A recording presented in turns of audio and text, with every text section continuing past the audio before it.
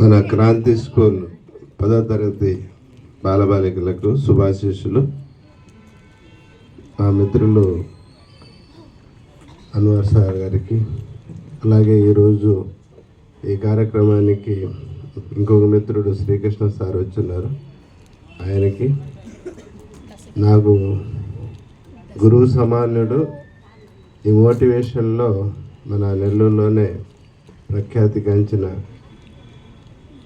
Psychologist, motivator, తర్వాత lawyer, అన్నీ మంచి అధికారిగా చేసి రిటైర్డ్ అయ్యాడు మన రమేష్ బాబు అన్నగారికి ధన్యవాదాలు తెలియజేస్తున్నాను. ఇప్పుడు నేను మీ స్థాయి నుంచి ఈరోజు 39 ఏళ్ల టీచర్ అనుభవంతో మీ ఎదురుగా వచ్చాను. నేను ఏదైనా ఒక 3-4 విషయాలు చెప్తాను. ఆ విషయంలో ఏం చెప్పాననేది ఎవరిని అడిగినా చెప్పాలి. సులభమైంది లేదు. అమ్మాయిలకు ఒక ప్రశ్న అడుగుతాను, అబ్బాయిలకు ఒక ప్రశ్న అడుగుతాను. ఇప్పుడు tan 60 × cot 30 degrees ఎంత అమ్మాయి? tan 60 degrees × cot 30 degrees. Pen అవసరం లేదు దీనికి. ఆలోచించి చెప్పండి ఒక నిమిషం. ఫోన్లో పెడతాను, ఫోన్లో టచ్ చేయబాకండి. చెప్పండి. tan 60 degrees × cot 30 degrees. tan 60 degrees × cot 30 degrees.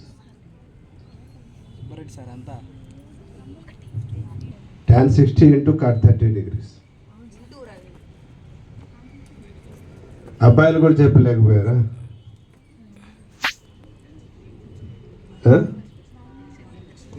Phone చూసి కూడా చెప్పలేకపోయావా? జస్ట్ 3 రా దాని వాల్యూ.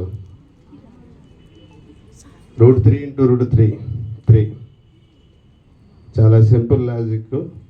కావాలని ఎంత మాత్రం మీరు నా మాటలు వింటున్నారా లేదనే దానికి జస్ట్ టెస్ట్ చేశాను. నేను ఎందుకు అంటున్నానంటే, కొన్ని ప్రశ్నలు మీకు తెలిసి ఉన్నా, ఇప్పుడు నేను అడిగిన ప్రశ్న తెలుసు కదా మీకు. √3 × √3 కదా. tan 60 √3, cot 30 కూడా √3. రెండు √3 × √3 3 అనేది తెలుసు మీకు.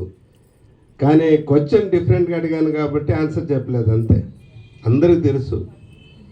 రేపు క్వశ్చన్ పేపర్ కూడా ఎందుకు ఈ ప్రశ్న వేసానంటే, రేపు ఎగ్జామినేషన్లో ప్రశాంత మనసుతో క్వశ్చన్ పేపర్ని అవగాహన చేసుకోవాలి. ఇప్పుడు నేను అడిగిన ప్రశ్న ఎవరికి అర్థం కాకనే ఆన్సర్ చెప్పలేదు. అర్థమైందా? ఈ టైప్ ఆఫ్ క్వశ్చన్ మీకు రాలేదు కదా. రాలేదు కాబట్టి సిల్లీ ప్రశ్న అయినా ఆన్సర్ చెప్పలేకపోయారు. మీకు ఏంటంటే ఎగ్జామినేషన్స్లో ఒక 10% క్వశ్చన్స్ అలా ఉంటాయి. కాబట్టి భయపడకుండా ప్రశాంత మనసుతో ఆ క్వశ్చన్స్ని అవగాహన చేసుకోండి. మెయిన్ ప్రశ్నలు అర్థమైతే మీరు సక్సెస్ అయిపోయినట్టు. ఇదే నేను చెప్పిన మొట్టమొదట మంచి విషయం. రెండవది ఏంటంటే, జస్ట్ ఇప్పుడు ఈ స్పీచ్ అయిన తర్వాత ఇప్పుడు దాకా మీరు ఎలా ఉన్నారో వదిలేయండి. ఇప్పుడు ఫేమస్ మోటివేటర్, సైకాలజిస్ట్, గొప్ప వ్యక్తి ఇప్పుడు దాకా మీకు సలహాలు ఇచ్చారు. ఇప్పుడు నెమరు వేసుకోవడం తెలుసా మీకు? పశువులు ఆహారం తిని నెమరు వేసుకుంటాయి. ఎందుకు? మనం నెమరు వేసుకోం తిన్న ఆహారాన్ని, అవి నెమరు వేసుకుంటాయి. ఎందుకు చెప్పండి? బాగా జీర్ణం అవుతుంది.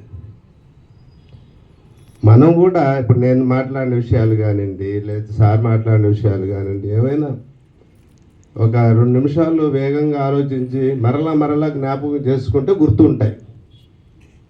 వదిలేస్తే మర్చిపోతాం. జస్ట్ దాన్ని విన్న విషయాలు ఒకసారి మనసులోకి తెచ్చుకోవాలి. చాలా వేగంగా తెచ్చుకోవచ్చు, ఎక్కువ టైం పట్టదు. చదువు కూడా అంతే.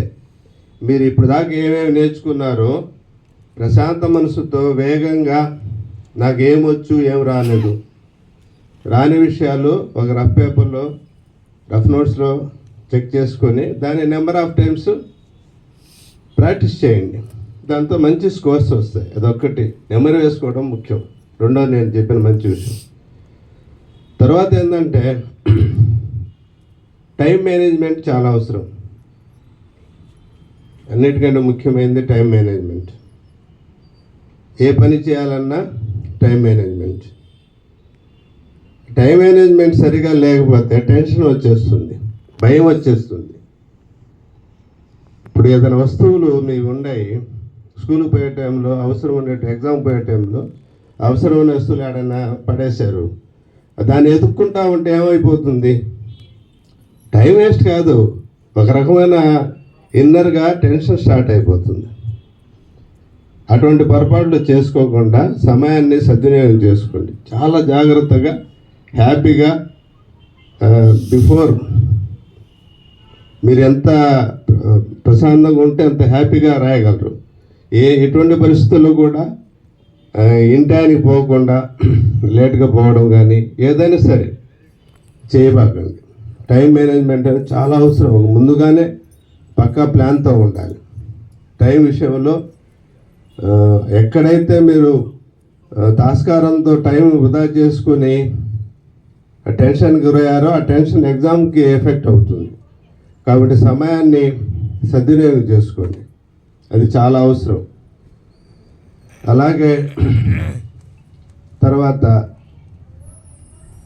జస్ట్ ఈ ఎన్ని రోజులు ఉంది, ఈరోజు 5 అయిపోయింది, రేపటి నుంచి రోజుకు నాకు ఎంత టైం ఉంది. నేను ప్రాక్టికల్గా జాబ్ చేస్తూ బీఈడీ చేశాను. కనీసం పుస్తకాలు కూడా ఓపెన్ చేయకుండా నేను ఎగ్జామ్స్కి వెళ్ళాను. కరెక్ట్ ఎగ్జామినేషన్ టైంలోనే ఒక పూటే చదివాను. కానీ చాలా హ్యాపీ మూడ్లో సినిమాకి పోయి హ్యాపీ మూడ్లో సంతోషంగా చదివాను. ఒకరోజు గ్యాప్ వచ్చింది. నాకు ఆల్రెడీ జాబ్ చేస్తున్నాను కాబట్టి టెన్షన్ లేదు. ఎందుకు చెప్తున్నా అంటే ఈ మాట, మీరు సినిమా పొమ్మని కాదు, ప్రశాంతంగా రిలాక్స్గా మీకు ఎంత నిద్ర అవసరమో అంత నిద్రపోయి ఎగ్జామ్స్కి వెళ్ళండి. అంతేగాని ఎగ్జామ్స్ రోజు అనవసరంగా ఎక్కువసేపు మేల్కుంటే ఎగ్జామినేషన్లో దాని ఎఫెక్ట్ ఉంటుంది. క్వాలిటీగా మీరు క్వశ్చన్స్ అర్థం చేసుకోలేరు, మీకు తెలిసిన విషయాలు క్వాలిటీగా ప్రజెంట్ చేయలేరు. Wear the mind is without fear. పొరపాటును కూడా మీ మనసులో ఎటువంటి భయం కానీ టెన్షన్ కానీ మీరు కోరి కొని తెచ్చుకోవద్దు. ఈ 4 మంచి విషయాలు నేను చెప్పి మీకు ఇంకోసారి మీ చేత చెప్పించి ఈ నా చిన్న ఉపన్యాసాన్ని ముగిద్దాం అనుకున్నాను. నేను చెప్పిన విషయాలు గుర్తుండా? మొదటి విషయం ఎవరు చెప్తారు? మొదటి మంచి రమ్మా చెప్పు.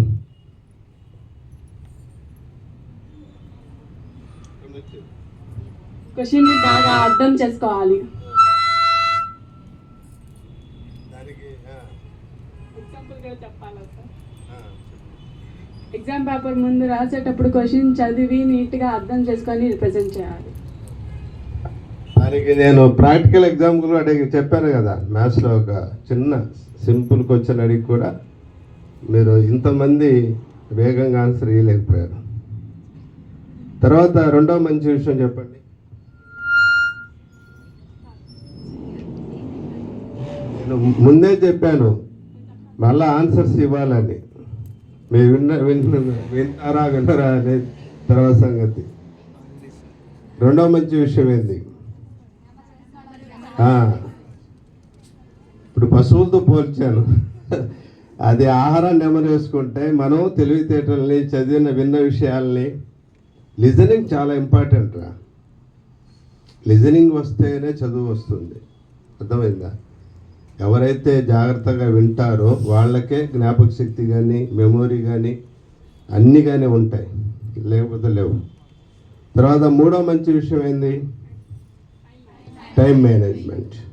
నాలుగోది ఏంది? ఎటువంటి భయం లేకుండా పరీక్ష హాల్లో. తర్వాత దానికి డిస్టర్బెన్స్ లేకుండా ఉండాలంటే మనం రాత్రిపూట కూడా కొద్దిగా బాగా నిద్రపోవాలి. అంతేగాని పరీక్ష రోజు ఆ ఒక్కరోజు ఏదో చించేయాలని చెప్పేసి రాత్రంతా మేలుకుంటే పరీక్ష హాల్లో నిద్రపోతారు. తెలిసిన బయటకు వచ్చి ఏడుస్తారు, అన్నీ నాకు తెలుసు, రాయలేదు. ఏమి రాస్తావు నువ్వు రాత్రి నిద్రపోకపోతే? అర్థమైందా? ఈ 4 సూచనలు నా అనుభవంతో చెప్పాను. దాన్ని మీరు పరీక్షలో ఉపయోగించుకొని మీరు అద్భుతంగా 100% పాస్ అయ్యి మీ తల్లిదండ్రులకి, తర్వాత మీ టీచర్లకి అందరికీ సంతోషపడతారు. అసలు మీకు మీరే మనం అనుకున్న దానికంటే 1-2 మార్కులు మనం తక్కువ ఎక్స్పెక్ట్ చేసుకోవాలి. ఎప్పుడు కూడా ఆలోచించండి. కావాలని శక్తికి మించి ఊహల్లో ఉండబాకండి. దానివల్ల ఏంటంటే మనకు ఒక రకమైన టెన్షన్ వస్తుంది. మన అవసరమే లే, ఇదేమో పెద్ద మునిగిపోయింది. మన నారాయణ గారు కూడా అన్నారు, ఏదో మార్కులు కలిపితే 10th క్లాస్ పాస్ అయ్యారండి. కాబట్టి ఇదే లైఫ్ కాదు, 10th క్లాసే లైఫ్ కాదు. ఉన్న దాంట్లో బాగా ప్రజెంట్ చేసేదానికి ట్రై చేయాలి అంతే. అంతేగాని ఇదే జీవితం కాదు, ఇది కాదు. Wish you all the very very best. మీకు అందరికీ నేను మనస్ఫూర్తిగా పరీక్షలకు సంబంధించి శుభాకాంక్షలు తెలియజేస్తూ మా మిత్రులు మా అన్వర్ సార్కి ధన్యవాదాలు తెలియజేస్తూ థ్యాంక్ యూ వెరీ మచ్.